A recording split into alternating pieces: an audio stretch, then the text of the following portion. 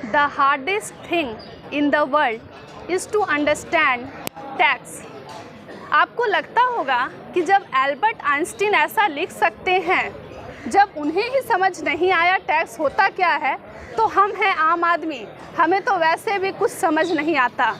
लेकिन अक्सर अखबार की जो सुर्खियां हम तक पहुंचती है, महंगाई का मार झेल रहा है मिडिल क्लास, और 80C 80U और तरह तरह के डिडक्शन, इतने पेचीदे शब्द इनकम टैक्स में। खैर, आज वेडलॉक ग्रीन्स में टैक्स समिट का आयोजन किया गया है। कोयलांचल के लिए कह सकते हैं बहुत बड़ी उपलब्धि है, और काफ़ी मात्रा में CA और टैक्स प्रैक्टिशनर और एडवोकेट्स पहुँचे हुए हैं, और हमें भी एक मौका मिल रहा है। और इस कवरेज के दौरान ये भी होगा कि मैं आसान भाषा में जानना चाहूँगी टैक्स होता क्या है। और एक सवाल सभी से पूछना मेरे लिए तो खैर बनता ही है कि क्या टैक्स को समझने के लिए टैक्स देना ज़रूरी है। सर नमस्कार। नमस्कार। क्या नाम है आपका? मेरा नाम विवेक अग्रवाल है। आप आयोजक हैं? हाँ, मैं ऑर्गेनाइजिंग कमेटी का एक सदस्य हूँ। सर एक बात बताइएगा, जो इस तरह का आयोजन हुआ, कब से तैयारी चल रही थी? ये हम लोग पिछले 1 महीनों से ये तैयारी चल रही थी। लास्ट हम लोग की फरवरी में एक मीटिंग हुई थी, जिसमें ये डिसीजन लिया गया कि हम लोग इस तरह का एक सेमिनार करवाएंगे। धनबाद में इस तरह का सेमिनार किए काफ़ी अर्सा हो गया था। एक बात बताइएगा, आम जनता जो है उसे ये नहीं समझ आता टैक्स समिट क्या होता है। ये थोड़े इंटेलेक्चुअल लोगों के लिए मतलब ऐसा लगता है। आज आप बताइए इस तरह का कार्यक्रम में होता क्या है, इस तरह के समिट में? ऐसी कोई बात नहीं है, ये आम जनता के लिए भी है। हम लोग इस तरह के सेमिनार को ऑर्गेनाइज़ करके ये जितने भी CAs हैं या एडवोकेट्स हैं या टैक्स प्रैक्टिशनर्स हैं, वो अपने नॉलेज को डे टू डे अपग्रेड करते हैं। हर दिन कुछ ना कुछ मॉडिफिकेशन आता है, कुछ ना कुछ सरकार नियम में बदलाव लाती है। हम लोगों के लिए वो समझना और सही ढंग से उसका पालन करना ज़रूरी होता है। सर आज क्या क्या हुआ कार्यक्रम में? आज पहले हम लोगों ने जो सर्च होती है, जो इनकम टैक्स की रेड होती है, उसके बारे में हम लोगों ने समझा।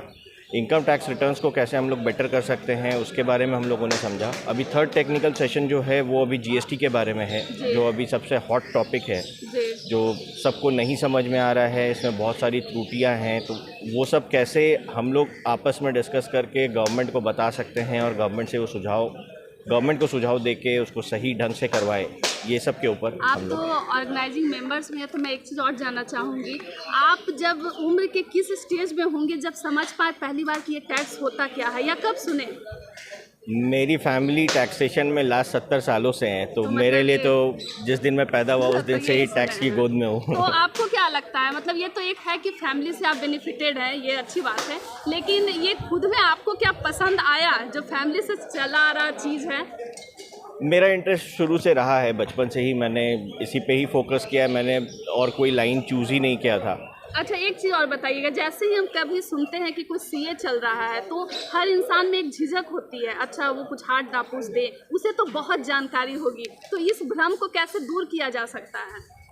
ये भ्रम सिर्फ आप बातों से दूर कर सकते हैं। आप उनके साथ डिस्कशन कीजिए, ऐसा कुछ भी नहीं है। आप उनसे बात कीजिएगा, वो आपके क्वेश्चंस का आंसर करेंगे। बस समय का थोड़ा सा किल्लत रहता है, ये मैं एक्सेप्ट करता हूँ।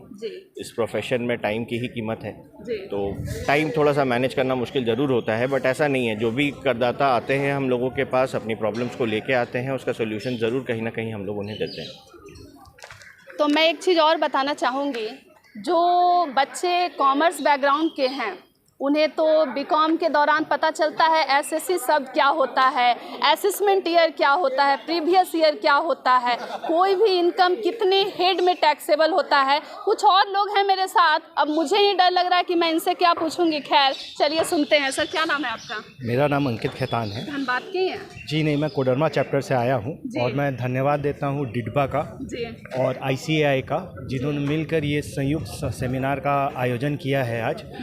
काफ़ी बेनिफिशियल सेमिनार है। इस सेमिनार में हमें जानने को मिलता है कि नए रिसेंट चेंजेस क्या आए हैं लॉ में। हमारे लिए भी एक अच्छा अनुभव है कि चेंजेस को समझ पाना, और इतने बड़े बड़े प्रोमिनेंट स्पीकर जैसे गिरीश आहूजा सर, जी। उनका आना और हमें गाइड करना, ये काफ़ी अच्छा अनुभव रहा तो है। आप सीए हैं पेशे जी, मैं से? चार्टर्ड अकाउंटेंट हूँ पेशे से। सर, ये जो सीए शब्द है, जी। सबको चाहते हैं लाइफ में अचीव करना इसे, और बहुत बड़ा सबका ड्रीम है। एक चीज़ बताइएगा, ये जो टैक्स है, ये टैक्स की जो प्रोविज़न अमेंडमेंट होते हैं, कोई इंडिविजुअल बच्चा और ख़ास करके आम आदमी कैसे समझे अगर वो सीखना चाह रहा है? देखिए, टैक्स को समझना इतना आसान तो नहीं होता है, जी। थोड़ी जटिलताएं तो रहती है वहाँ जी। पर, मगर इसको आसान से समझने का हम लोग कोशिश करते हैं कि जितने भी टैक्स पेयर हैं, जी। जो वो बिज़नेस कर रहे हैं, कम से कम उनकी जानकारी उनके तक पहुँचे। और ये डर जो है कि टैक्स बड़ा ख़तरनाक चीज़ है या इससे हमें बच के रहना चाहिए, इससे बाहर आए, क्योंकि अब समय नहीं रहा। ग्लोबलाइजेशन जैसे जैसे बढ़ रही है, चीज़ें जैसे जैसे बदल रही है, अब आपको अपने बिज़नेस के प्रति, अपने टैक्स रिजीम के प्रति सजग होने की ज़रूरत है, कम से कम अपने बिज़नेस को लेकर। सर, एक चीज़ बताइएगा, अक्सर बचपन में हम सभी सुनते आए हैं कि जब भी न्यूज़पेपर पढ़ो तो बिजनेस वाला जो पेज है उसे पढ़ो। ये सब क्या फ़ायदा करता है? देखिए, कोई भी जानकारी, कोई भी इंफॉर्मेशन जो पेपर में दी रहती है, जी। वो व्यापक रूप से ज़रूर फ़ायदेमंद तो रहती है। जी। और उससे आपको ये पता लगता है कि समाज में या फिर इकोनॉमिक स्ट्रक्चर में क्या चल रहा है। जी। तो पेपर पढ़ने से आपके एक चेतना में वो रहता है कि डेवलपमेंट क्या क्या चीज़ें हो रही है, बोथ इंडिया में क्या हो रही है, विदेशों में क्या हो रहा है, कैसे बिजनेस ग्रो कर रहा है, कैसे कौन सा स्टैटिक कहाँ लगेगा, ये चलता है। तो काफ़ी अच्छा रहता है, फ़ायदेमंद भी है और हमें पढ़ना चाहिए। आपसे बात करके मैं एक चीज़ सीखी कि आप तो सीए तो हैं ही, लेकिन साथ में आपकी हिंदी बहुत अच्छी है। धन्यवाद।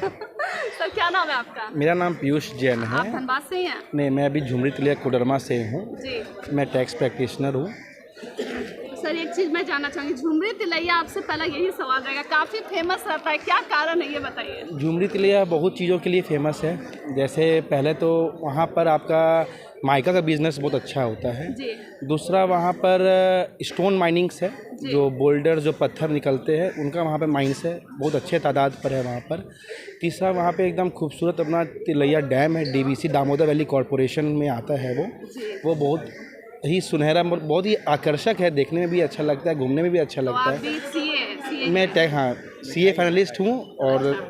और चौथा चीज़ जो है, मतलब जीवन भर तो यही लड़ाई एक सीए वाला बच्चा हमेशा लड़ता है कि बस फाइनलिस्ट ये टैग लग जाए, बाकी हो या ना हो। वो तो रहता ही है, मेहनत करना पड़ता है, जब होगा अपना तकदीर है, प्लस मेहनत भी रहता है सर, उसमें। एक चीज़ मुझे बताइएगा, क्या इंसान एक क्या चीज़ पढ़े जिससे उसे टैक्स और बेसिक जो इकोनॉमी स्ट्रक्चर है वो समझ आए? देखिए, रीडिंग्स हमेशा करते रहना चाहिए, कभी भी रीडिंग्स को स्टॉप नहीं करना चाहिए। कहीं से भी नॉलेज हो, आइदर आप फिज़िकल बुक्स पढ़ें या सोशल मीडिया से करें या मोबाइल से, गूगल से, कहीं से भी करें, कुछ भी डाउट हो आपको, हर चीज़ का सॉल्यूशन आपको सब जगह मिल जाता है। आप जब अपना ये जो सीए की जर्नी को परस्यू कर रहे थे, तब आप क्या क्या चीज़ों का या किन किन चीज़ों का हेल्प लिए जिससे आपको बेनिफिट हुआ और आप बच्चों को बताना चाहेंगे? देखिए, एक तो आपका जो बुक्स होते हैं वो आपको बेनिफिट करता है, प्लस उस बुक्स में बहुत सारी ऐसी चीज़ें जो आप नहीं समझ पाते, उसके लिए आपको ट्यूटर का गाइड लेना पड़ता है।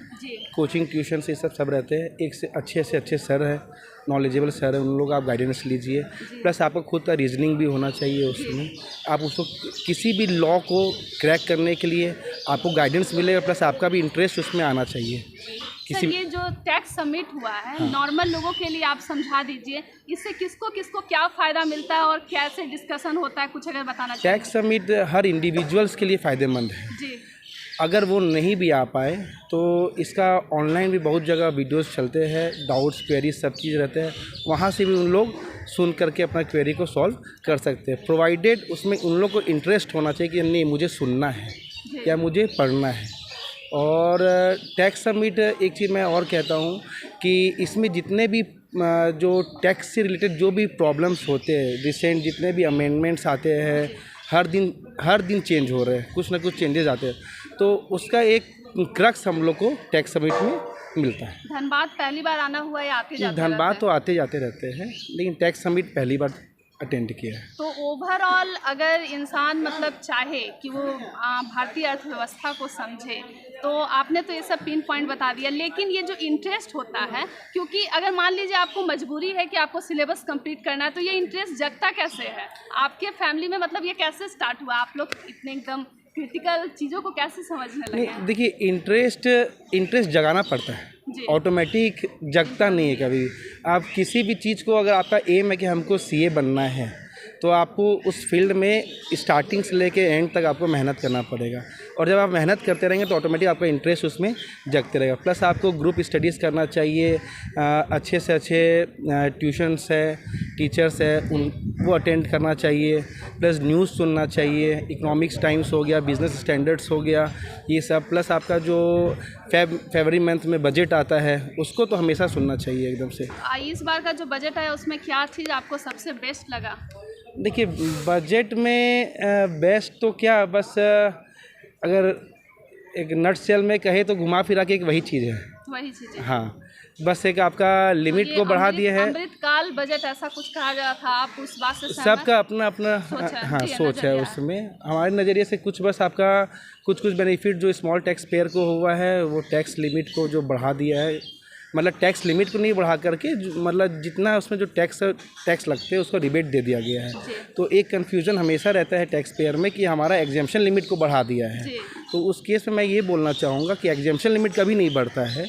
मतलब चाहेंगे गवर्नमेंट तो बढ़ा सकते हैं उसको, लेकिन अभी वाले बजट में एग्जेम्पशन लिमिट नहीं बढ़ा है।